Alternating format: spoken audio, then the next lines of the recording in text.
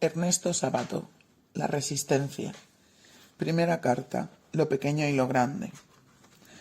Lleva una cita de Friedrich Hölderlin que dice: el hermoso consuelo de encontrar el mundo en un alma, de abrazar a mi especie en una criatura amiga. Hay días en que me levanto con una esperanza demencial, momentos en los que siento que las posibilidades de una vida más humana están al alcance de nuestras manos. Este es uno de esos días. Y entonces me he puesto a escribir casi a tientas en la madrugada, con urgencia, como quien saliera a la calle a pedir ayuda ante la amenaza de un incendio, o como un barco que a punto de desaparecer hiciera una última y ferviente seña a un puerto que sabe cercano, pero ensordecido por el ruido de la ciudad y por la cantidad de letreros que le enturbian la mirada. Les pido que nos detengamos a pensar en la grandeza a la que todavía podemos aspirar si nos atrevemos a valorar la vida de otra manera. Les pido ese coraje que nos sitúa en la verdadera dimensión del hombre. Todos, una y otra vez, nos doblegamos, pero hay algo que no falla y es la convicción de que únicamente los valores del espíritu nos pueden salvar de este terremoto que amenaza la condición humana. Mientras les escribo, me he detenido a palpar una rústica talla que me regalaron los Tobas y que me trajo como un rayo a mi memoria una exposición virtual que me mostraron ayer en una computadora, que debo reconocer que me pareció cosa de mandinga, porque a medida que nos relacionamos de manera abstracta, más nos alejamos del corazón de las cosas y una indiferencia metafísica se adueña de nosotros mientras toman poder entidades sin sangre ni nombres propios. Trágicamente, el hombre está perdiendo el diálogo con los demás y el reconocimiento del mundo que lo rodea, siendo que es allí donde se dan el encuentro, la posibilidad del amor, los gestos supremos de la vida. Las palabras de la mesa, incluso de las discusiones o los enojos, parecen ya reemplazadas por la visión hipnótica. La televisión nos tantaliza, quedamos como prendados de ella. Este efecto entre mágico y maléfico es obra, creo, del exceso de la luz que con su intensidad nos toma. No puedo menos que recordar ese mismo efecto que produce en los insectos y aun en los grandes animales. Y entonces no sólo nos cuesta abandonarla, sino que también perdemos la capacidad para mirar y ver lo cotidiano. Una calle con enormes tipas, unos ojos candorosos en la cara de una mujer vieja, las nubes de un atardecer. La floración del aromo en pleno invierno no llama la atención a quienes no llegan ni a gozar de los jacarandás en Buenos Aires. Muchas veces me ha sorprendido cómo vemos mejor los paisajes en las películas que en la realidad. Es apremiante reconocer los espacios de encuentro que nos quiten de ser una multitud masificada mirando aisladamente la televisión. Lo paradójico es que a través de esta pantalla parecemos estar conectados con el mundo entero, cuando en realidad nos arranca la posibilidad de convivir humanamente, y lo que es tan grave como esto nos predispone a la abulia. Irónicamente he dicho en muchas entrevistas que la televisión es el opio del pueblo, modificando la famosa frase de Marx. Pero lo creo. Uno va quedando aletargado delante de la pantalla y aunque no encuentre nada de lo que busca, lo mismo se queda ahí, incapaz de levantarse y hacer algo bueno.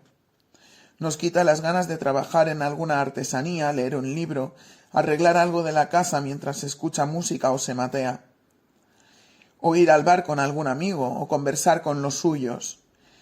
Es un tedio, un aburrimiento al que nos acostumbramos como a falta de algo mejor.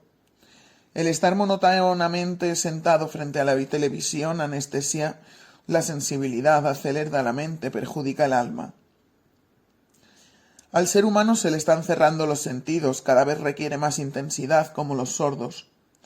No vemos lo que no tiene la iluminación de la pantalla, ni oímos lo que no llega a nosotros cargado de decibeles, ni olemos perfumes. Ya ni las flores los tienen. Algo que a mí me afecta terriblemente es el ruido. Hay tardes en que caminamos cuadras y cuadras antes de encontrar un lugar donde tomar un café en paz. Y no es que finalmente encontremos un bar silencioso, sino que nos resignamos a pedir que por favor apaguen el televisor, cosa que hacen con toda buena voluntad tratándose de mí. Pero me pregunto, ¿cómo hacen las personas que viven en esta ciudad de 13 millones de habitantes para encontrar un lugar donde conversar con un amigo? Esto que les digo nos pasa a todos y muy especialmente a los verdaderos amantes de la música. ¿O es que se cree que prefieren escucharla mientras todos hablan de otros temas y a los gritos? En todos los cafés hay o un televisor o un aparato de música a todo volumen. Si todos se quejaran como yo enérgicamente, las cosas empezarían a cambiar. Me pregunto si la gente se da cuenta del daño que le hace el ruido, o es que se los ha convencido de lo avanzado que es hablar a los gritos. En muchos departamentos se oye el televisor del vecino. ¿Cómo nos respetamos tan poco? ¿Cómo hace el ser humano para soportar el aumento de decibeles en que vive? Las experiencias con animales han demostrado que el alto volumen les daña la memoria primero, luego los enloquece y finalmente los mata.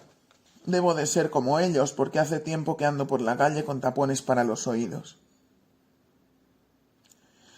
El hombre se está acostumbrando a aceptar pasivamente una constante intrusión sensorial. Y esta actitud pasiva termina siendo una servidumbre mental, una verdadera esclavitud. Pero hay una manera de contribuir a la protección de la humanidad, y es no resignarse. No mirar con indiferencia cómo desaparece de nuestra mirada la infinita riqueza de que forma el universo que nos rodea, con sus colores, sonidos y perfumes. Ya los mercados no son aquellos a los que iban las mujeres con sus puestos de frutas, de verduras, de carnes, verdadera fiesta de colores y olores, fiesta de la naturaleza en medio de la ciudad, atendidos por hombres que vociferaban entre sí, mientras nos contagiaban la gratitud por sus frutos. Pensar que con mamá íbamos a la pollería a comprar huevos que en ese mismo momento retiraban de las gallinas ponedoras. Ahora ya todo viene envasado y se ha comenzado a hacer las compras por computadora, a través de esa pantalla que será la ventana por la que los hombres sentirán la vida. Así de indiferente e intocable.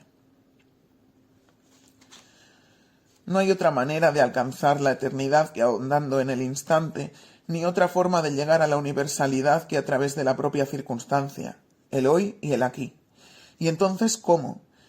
Hay que revalorar el pequeño lugar y el poco tiempo en que vivimos, que nada tienen que ver con esos paisajes maravillosos que podemos mirar en la televisión, pero que están sagradamente impregnados de la humanidad de las personas que vivimos en él. Uno dice silla, o ventana, o reloj, palabras que designan meros objetos, y sin embargo de pronto transmitimos algo misterioso e indefinible, algo que es como una clave, como un mensaje inefable de una profunda región de nuestro ser. Decimos silla, pero no queremos decir silla, y nos entienden. O por lo menos nos entienden aquellos a quienes está secretamente destinado el mensaje. Así, aquel par de zuecos, aquella vela, esa silla, no quieren decir ni esos zuecos, ni esa vela macilenta, ni aquella silla de paja, sino Van Gogh, Vincent. Su ansiedad, su angustia, su soledad, de modo que son más bien su autorretrato, la descripción de sus ansiedades más profundas y dolorosas. Sirviéndose de objetos de este mundo aparentemente seco que está fuera de nosotros, que acaso estaba antes de nosotros y que muy probablemente nos sobrevivirá. Como si estos objetos fueran temblorosos y transitorios puentes para salvar del abismo, el abismo que siempre se abre entre uno y el universo, símbolos de aquello profundo y recóndito que reflejan, indiferentes y grises para los que no son capaces de entender la clave, pero cálidos y tensos y llenos de intención secreta para los que la conocen. Porque el hombre hace con los objetos lo mismo que el alma realiza con el cuerpo, impregnándolo de sus anhelos y sentimientos, manifestándose a través de las arrugas carnales, del brillo de los ojos, de las sonrisas y de la comisura de sus labios. Si nos volvemos capaces de crear un clima de belleza en el pequeño mundo a nuestro alrededor y solo atendemos a las razones del trabajo, tantas veces deshumanizado y competitivo, ¿cómo podremos resistir? La presencia del hombre se expresa en el arreglo de una mesa, en unos discos apilados, en un libro, en un juguete, El contacto con cualquier obra humana evoca en nosotros la vida del otro, deja huellas a su paso que nos inclinan a reconocerlo y a encontrarlo. Si vivimos como autómatas, seremos ciegos a las huellas que los hombres nos van dejando, como las piedritas que tiraban Hansel y Gretel en la esperanza de ser encontrados.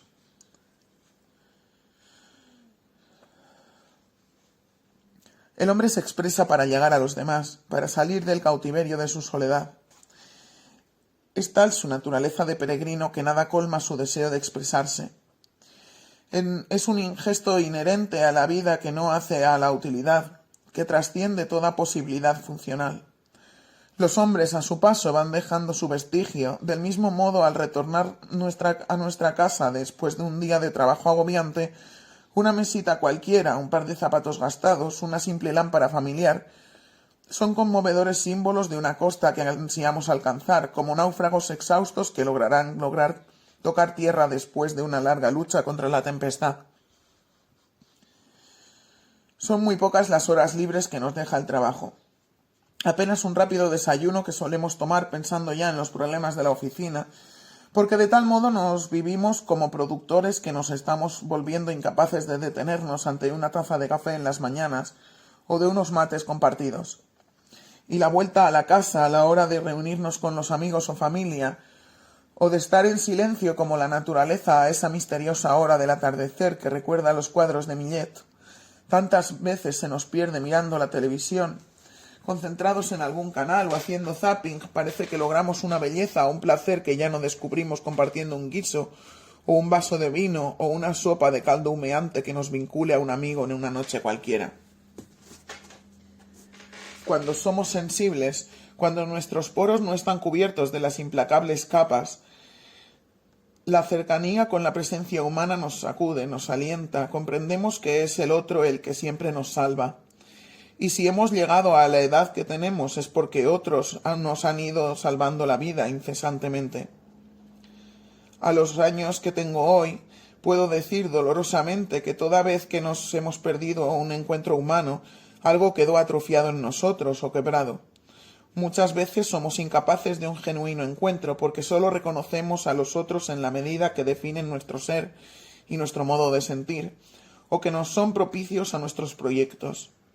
Uno no puede detenerse en un encuentro porque está atestado de trabajos, de trámites, de ambiciones, y porque la magnitud de la ciudad nos supera.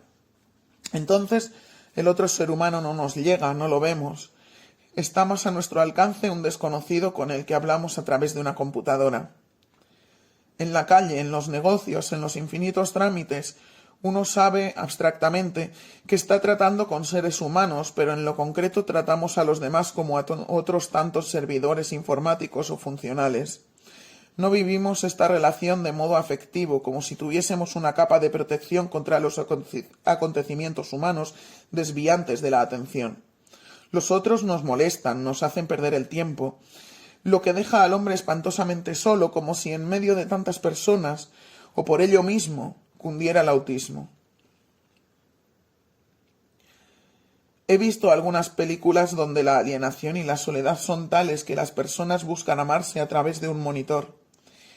Por no hablar de esas mascotas artificiales que inventaron los japoneses, que no sé de qué nombre tienen, que se las cuida como si vivieran porque tienen sentimientos y hay que hablarles. Qué basura y qué trágico pensar que esa es la manera que tienen muchas personas de expresar su afecto. Un juego siniestro cuando hay tanto niño tirado por el mundo y tanto noble animal camino a la extinción. Estamos a tiempo de revertir este abandono y esta masacre. Esta convicción ha de poseernos hasta el compromiso. La vida es abierta por naturaleza, aun en quienes la barrera se ha levantado en torno a lo propio, pareciera ser más oscura que una mazmorra. El latido de la vida exige un intersticio, apenas el espacio que necesita un latido para seguir viviendo, y a través de él puede colarse la plenitud de un encuentro, como las grandes mareas pueden filtrarse aún en las represas más fortificadas. O una enfermedad puede ser la apertura o el desborde de un milagro cualquiera de la vida. Una persona que nos ame a pesar de nuestra cerrazón como una gota que golpeara incesantemente contra los altos muros. Y entonces la persona que estaba más sola y cerrada puede ser ella misma, la capacitada por haber sido quien soportó largo tiempo esta grave carencia, motivo por el cual son muchas veces los que más orfandad han sufrido, quienes más cuidado ponen en la persona amada. Amor que nunca se recibe como descontado, que siempre pertenece a la magnitud del milagro. Y esta comprobación que tantas veces hemos hecho en la vida, mal que les pese a algunos psicólogos, es lo que nos alienta a pensar que nuestra sociedad, tan enfermiza y deshumanizada, puede ser quien dé origen a una cultura religiosa, como lo profetizó Berdyaev a principios del siglo XX. La medicina es una de las áreas donde puede verse una contraola que golpea esta trágica creencia en la abstracción. Si en 1900 un curandero curaba por sugestión, los médicos se echaban a reír, porque en aquel tiempo solo creían en cosas materiales, como un músculo o un hueso. Hoy practican eso mismo que antes consideraban superstición con el nombre de medicina psicosomática. Pero durante mucho tiempo subsistió en ellos el fetichismo por la máquina, la razón y la materia, y se enorgullecían de los grandes triunfos de su ciencia, por el solo hecho de haber reemplazado el auge de la viruela por el del cáncer.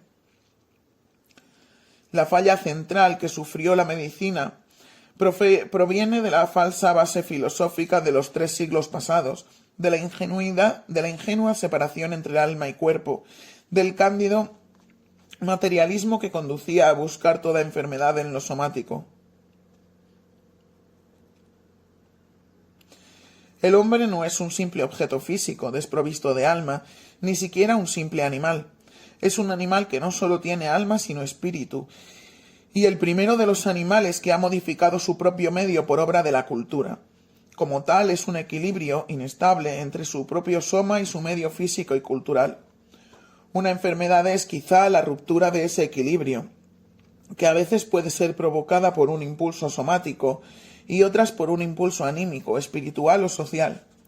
No es nada difícil que enfermedades modernas como el cáncer sean esencialmente debidas al desequilibrio que la técnica y la sociedad moderna han producido en el hombre y su medio. ¿El cáncer no es acaso un cierto tipo de crecimiento desmesurado y vertiginoso? Cambios mesológicos provocaron la desaparición de especies enteras, y así como los grandes reptiles no pudieron sobrevivir a las transformaciones que ocurrieron al final del período mesozoico, podría suceder que la especie humana fuese incapaz de soportar los catastróficos cambios del mundo contemporáneo. Pues estos cambios son tan terribles, tan profundos y sobre todo tan vertiginosos, que aquellos que provocaron la desaparición de los reptiles resultan insignificantes.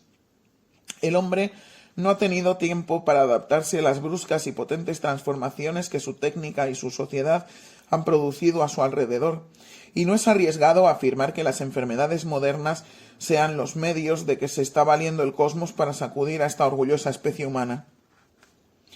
Nuestro tiempo cuenta con teléfonos para suicidas.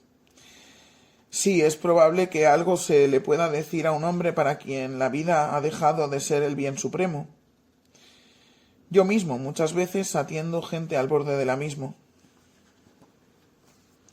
Pero es muy significativo que se tenga que buscar un gesto amigo por teléfono o por computadora y no se lo encuentre en la casa o en el trabajo o en la calle, como si fuésemos internados en alguna clínica enrejada que nos separa de la gente a nuestro lado. Y entonces, habiendo sido privados de la cercanía de un abrazo o de una mesa compartida, nos quedarán los medios de comunicación. De la misma manera, cuánto mejor es morir en la propia cama rodeado de afecto, acompañado por las voces, los rostros y los objetos familiares, que en esas ambulancias que atraviesan como bólidos las calles para ingresar al moribundo en una sala esterilizada en lugar de dejarlo en paz.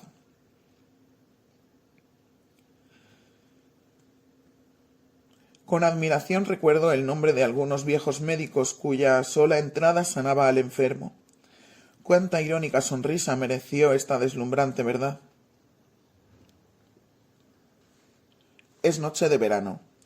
La luna ilumina de cuando en cuando. Avanzo hacia mi casa entre las magnolias y las palmeras, entre los jazmines y las inmensas araucarias, y me detengo a observar la trama que las enredaderas han labrado sobre el frente de esta casa, que es ya una ruina querida, con persianas podridas o desquiciadas, y sin embargo, o precisamente por su vejez parecida a la mía, comprendo que no la cambiaría por ninguna mansión en el mundo. En la vida existe un valor que permanece muchas veces invisible para los demás, pero que el hombre escucha en lo hondo de su alma. Es la fidelidad o la traición a lo que sentimos como un destino o una vocación a cumplir. El destino, al igual que todo lo humano, no se manifiesta en abstracto, sino que se encarna en alguna circunstancia, en un pequeño lugar, en una cara amada o en un nacimiento pobrísimo en los confines de un imperio.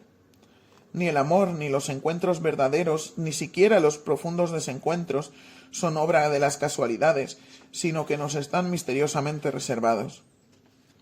¿Cuántas veces en la vida me ha sorprendido cómo, en las multitudes de personas que existen en el mundo, nos cruzamos con aquellas que de alguna manera poseían las tablas de nuestro destino, como si hubiéramos pertenecido a una misma organización secreta o a los capítulos de un mismo libro? Nunca supe si se los reconoce porque ya se los buscaba, o se los busca porque ya bordeaban los aledaños de nuestro destino.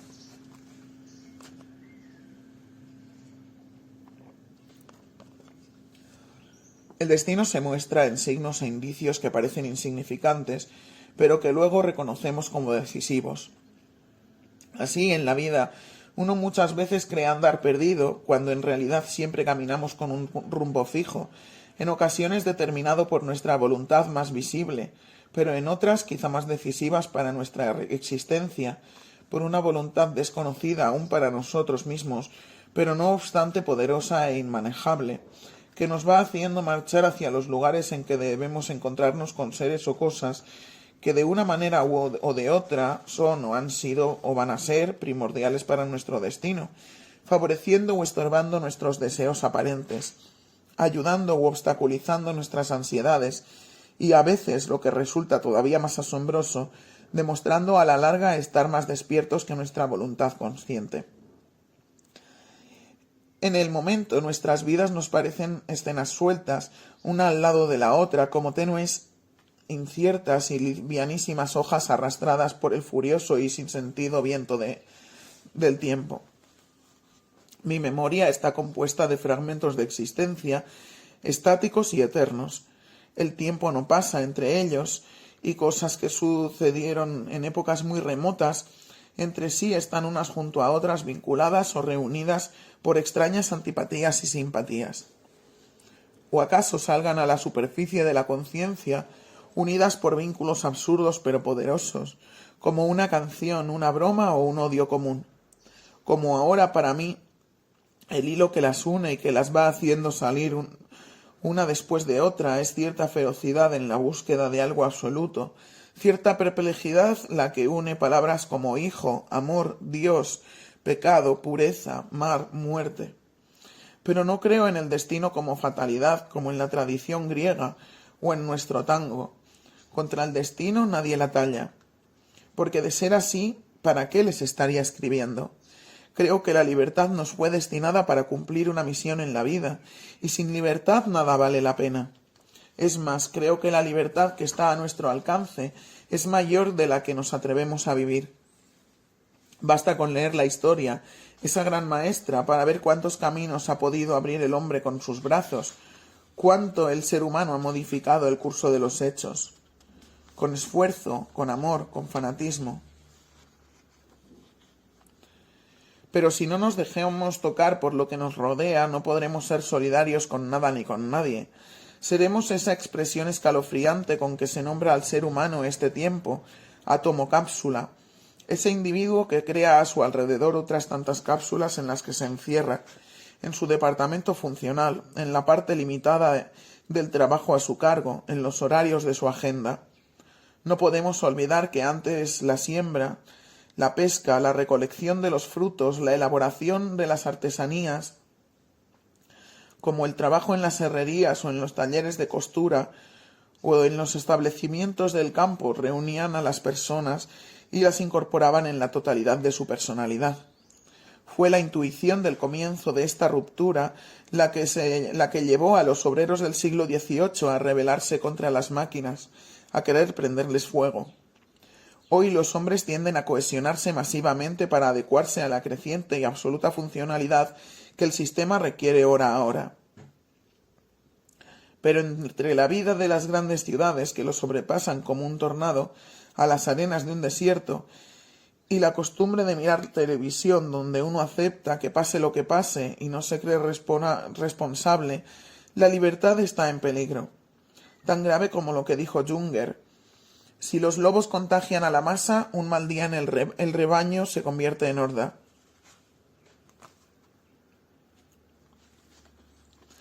Si cambia la mentalidad del hombre, el peligro que vivimos es paradójicamente una esperanza.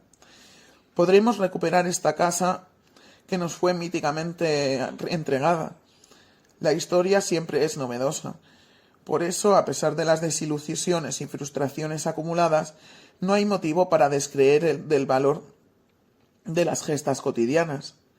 Aunque simples y modestas, son las que están generando una nueva narración de la historia, abriendo así un nuevo curso al torrente de la vida.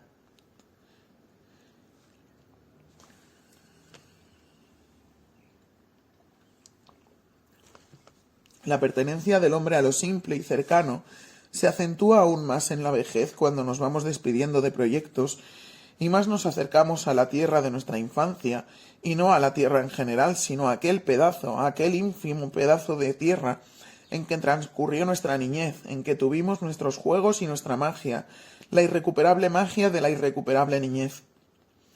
Y entonces recordamos un árbol, la cara de algún amigo, un perro, un camino polvoriento en la siesta de verano, con su rumor de cigarras, un arroyito, cosas así. No grandes cosas, sino pequeñas y modestísimas cosas, pero que en el ser humano adquieren increíble magnitud, sobre todo cuando el hombre que va a morir solo puede defenderse con el recuerdo, tan angustiosamente incompleto, tan transparente y poco carnal, de aquel árbol o de aquel arroyito de la infancia, que no sólo están separados por los abismos del tiempo, sino por los vastos territorios. Así nos es dado ver a muchos viejos que casi no hablan y todo el tiempo parecen mirar a lo lejos, cuando en realidad miran hacia adentro, hacia lo más profundo de su memoria, porque la memoria es lo que resiste al tiempo y a sus poderes de destrucción, y es algo así como la forma que la eternidad puede asumir en este incesante tránsito. Y aunque nosotros, nuestra conciencia, nuestros sentimientos, nuestra dura experiencia, hayamos ido cambiando con los años, y también nuestra piel y nuestras arrugas van convirtiéndose en prueba y en testimonio de ese tránsito, hay algo en el ser humano, allá muy dentro, allá en regiones muy oscuras, aferrado con uñas y dientes a la infancia y al pasado, a la raza y a la tierra, a la tradición y a los sueños, que parece resistir a ese trágico proceso resguardando la eternidad del alma en la pequeñez de un ruego. Se ha necesitado una crisis general de la sociedad para que estas sencillas pero humanas verdades resurgieran con todo su vigor. Estaremos perdidos si no revertimos con energía, con amor, esta tendencia que nos constituye en adoradores de la televisión, los chicos idiotizados que ya no juegan en parques. Si hay Dios, que no lo permita. Vuelven a mi memoria imágenes de hombres y mujeres luchando en la adversidad, como aquella indiecita embarazada, casi una niña, que me arrancó lágrimas de emoción en el Chaco porque en medio de la miseria y las privaciones su alma agradecía la vida que él llevaba en ella. Qué admirable es, a pesar de todo, el ser humano, esa cosa tan pequeña y transitoria, tan reiteradamente aplastada por terremotos y guerras, tan cruelmente puesta a prueba por los incendios y naufragios y pestes y muertes de hijos y padres. Sí, tengo una esperanza demencial, ligada paradójicamente a nuestra actual nuestra actual pobreza existencial, y al deseo, que descubro en muchas miradas, de que algo grande pueda consagrarnos a cuidar afanosamente la tierra en la que vivimos. Con todo, mientras digo esto, Algo como una visión tremenda me hace sentir que ya pasó la gran pesadilla, que ya hemos comprendido que toda consideración abstracta, aunque se refiera a problemas humanos, no sirve para consolar a ningún hombre, para mitigar ninguna de las tristezas y angustias que puede sufrir un ser concreto de carne y hueso, un pobre ser con ojos que miran ansiosamente hacia qué o hacia quién, una criatura que sólo sobrevive por la esperanza. Ya muy cansado, en esta noche de noviembre, la araucaria me trae a la memoria el amor de mi amigo Tortorelli, el amor que mi amigo Tortorelli tenía por sus árboles. Era conmovedor, llegaba hasta abrazar a alguno que le recordaba la época en que él mismo había sido guardabosques.